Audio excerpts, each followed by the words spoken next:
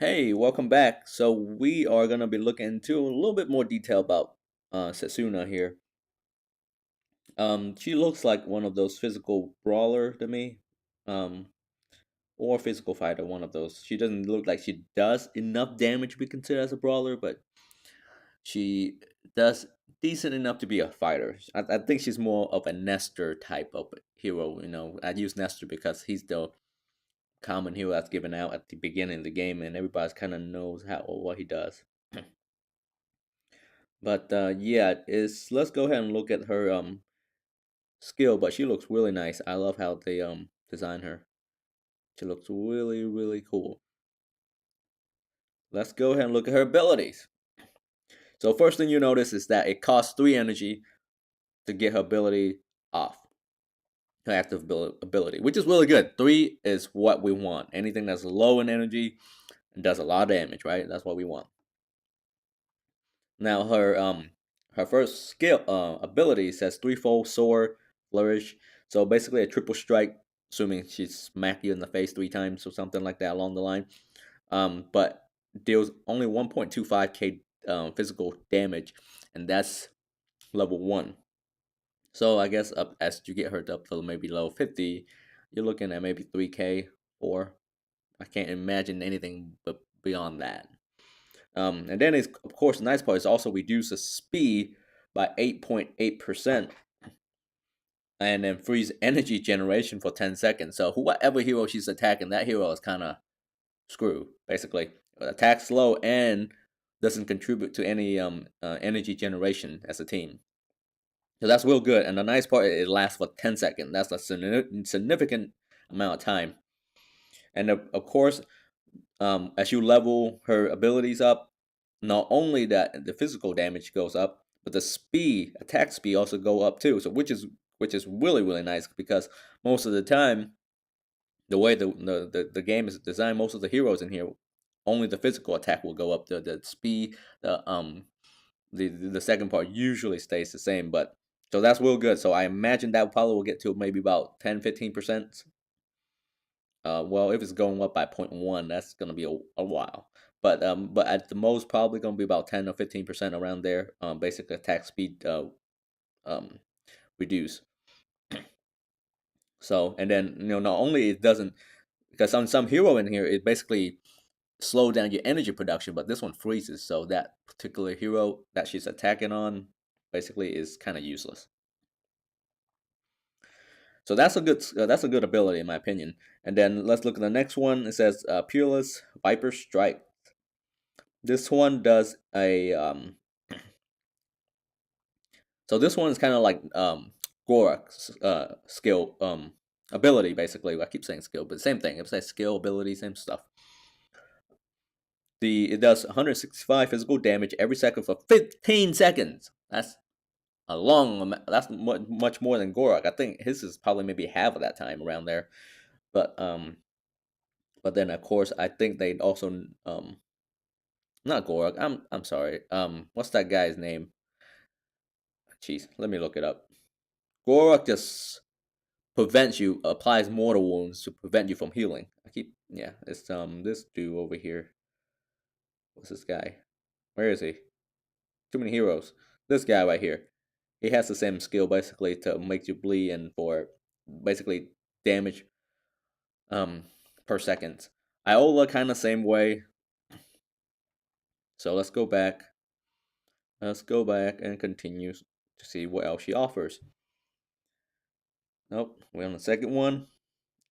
And if the target casts their active ability during this time, if the target casts, okay, so I was making sure is it plural or singular. So that must have meant the target that casts his or her active ability during this time, then they will also be stunned for 4 seconds.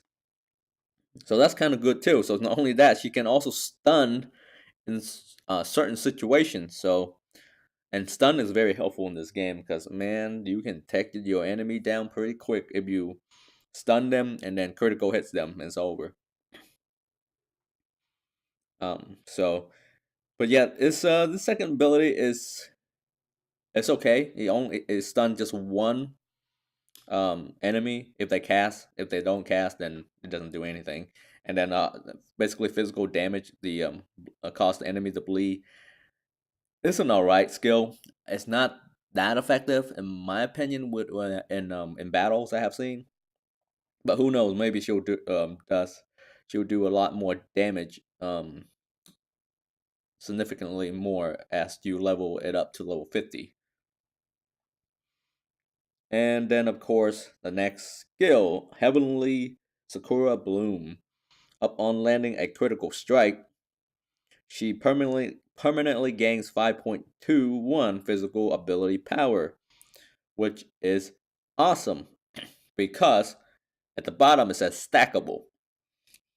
So all you have to do is just if you give her critical runes or if you have the Budo troops, which also help when you first unlock them, it gives her about 23% critical hits.